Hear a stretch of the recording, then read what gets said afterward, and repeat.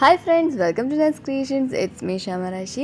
ഇന്ന് ഞാൻ നിങ്ങളുടെ മുമ്പിൽ വന്നിരിക്കുന്നത് നമ്മുടെ ബൂസ്റ്റ് കൊണ്ടും പാല് കൊണ്ടും തയ്യാറാക്കാൻ പറ്റുന്ന, ഈസി ആയിട്ട് തയ്യാറാക്കാൻ പറ്റുന്ന നമ്മുടെ ട്രഫിളിൻ്റെ റെസിപ്പിയുമായിട്ടാണ്. അതിന് മുമ്പ് എൻ്റെ ചാനൽ നിങ്ങൾ ആദ്യമായിട്ടാണ് കാണുന്നതെങ്കിൽ പ്ലീസ് ചാനൽ ഒന്ന് കയറി സബ്സ്ക്രൈബ് ചെയ്യുക. നിങ്ങളുടെ സപ്പോർട്ട് ഉണ്ടെങ്കിൽ മാത്രമേ എനിക്കിനി വീഡിയോസ് ചെയ്യാനായിട്ട് സാധിക്കുള്ളൂ. അപ്പോൾ നമുക്ക് വീഡിയോയിലോട്ട് പോവാം. അപ്പോൾ ഞാൻ അതിന് വേണ്ടി ഒരളവിന് ഈ ജാമിൻ്റെ ഒരു കപ്പാണ് എടുത്തിരിക്കുന്നത്. ഈ ഒരു കപ്പിൽ ഞാനൊരു 2.25 കപ്പ് പാൽ ഒഴിക്കുന്നുണ്ട്. 2.25 കപ്പ് പാലെന്ന് പറയുമ്പോൾ നമ്മുടെ ഒരു കവർ മിൽമയുടെ പാൽ, ആ അളവാണ് ഞാൻ എടുത്തത്. പാൽ ജസ്റ്റ് ഒന്ന് ചൂടാവാനായിട്ട് വെയിറ്റ് ചെയ്യാം.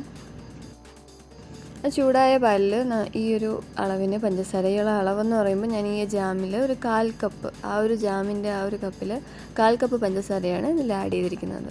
എനിക്കൊരു മീഡിയം അളവിന് മധുരവും കിട്ടിയിട്ടുണ്ട്. നന്നായിട്ടൊന്ന് ഇളക്കി കൊടുക്കാം.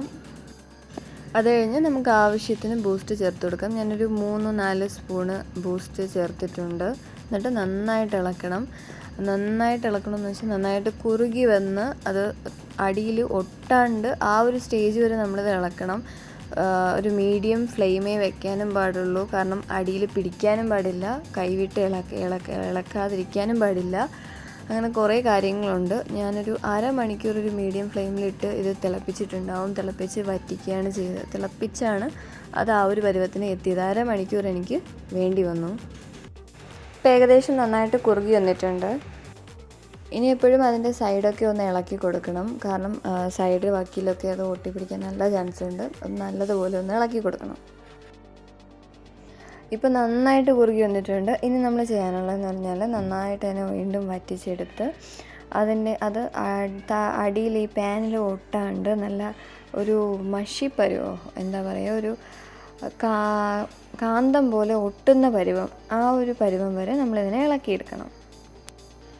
ഇപ്പോൾ കണ്ടില്ലേ, ഇതുപോലെ നല്ല മഷിയായിട്ട് നല്ല പോലെ അടിയിൽ ഒട്ടി വലിഞ്ഞ് ആ ഒരു, എന്താ പറയുക, നമ്മൾ മാഗ്നറ്റ് പോലെ എന്തോ പോലെ ഒരു ഇതുപോലെ ഇരിക്കുന്ന ആ ഒരു പരുവത്തിനാണ് ഇത് എടുക്കാനുള്ളത്. കാരണം ആ ഒരു പരുവത്തിനാണ് നമുക്കിത് തണുത്ത് കഴിയുമ്പോൾ, ചെറിയൊരു തണുപ്പൊക്കെ ആകുമ്പോൾ നമ്മുടെ ഇഷ്ടമുള്ള ഷേപ്പിന് ഇത് ആക്കിയെടുക്കാൻ പറ്റുന്നത്.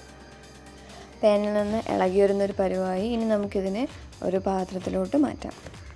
ഇനി ചെറുതായിട്ടൊന്ന് ചൂട് മാറാനായിട്ട് വയ്ക്കാം. നമ്മുടെ കൈ കൊണ്ട് ഉരുട്ടാൻ പറ്റുന്ന ആ ഒരു ചൂടാകുമ്പോൾ നമുക്കെടുത്ത് നമ്മുടെ ഇഷ്ടത്തിന് ഷേപ്പിനും ആക്കാം. ഞാൻ ആദ്യം വലിയ ബോൾസാക്കിയാണ് എടുത്തത്. അപ്പോൾ ഇതാണ് ബൂസ്റ്റും പാലും കൊണ്ട് ഈസി ആയിട്ട് ഉണ്ടാക്കാൻ പറ്റുന്ന ബൂസ്റ്റ് ട്രഫിൾ ഷോട്ട്സ്. എല്ലാവരും ട്രൈ ചെയ്ത് നോക്കുക. കുട്ടികൾക്കൊക്കെ ഇത് ഒരുപാട് ഇഷ്ടപ്പെടും. ഞാൻ ഈ വലിയ സൈസ് എനിക്ക് അത്ര ഇഷ്ടപ്പെടാത്തതുകൊണ്ട് ഞാൻ അതിനെ വീണ്ടും ചെറുതാക്കി ഈ ഒരു സൈസിനാക്കിയിട്ടുണ്ട്. ഇത് അതിനേക്കാൾ കുറച്ചുകൂടി ടേസ്റ്റി ആയിട്ടും എളുപ്പത്തിനും കഴിക്കാനായിട്ട് പറ്റും. അപ്പോൾ എല്ലാവരും ട്രൈ ചെയ്ത് നോക്കുക. ഇഷ്ടപ്പെടുകയാണെങ്കിൽ തീർച്ചയായിട്ടും ലൈക്ക് ചെയ്യുക, കമൻറ്റ് ചെയ്യുക, സബ്സ്ക്രൈബ് ചെയ്യുക. അപ്പോൾ എല്ലാവർക്കും താങ്ക് യു സോ മച്ച്.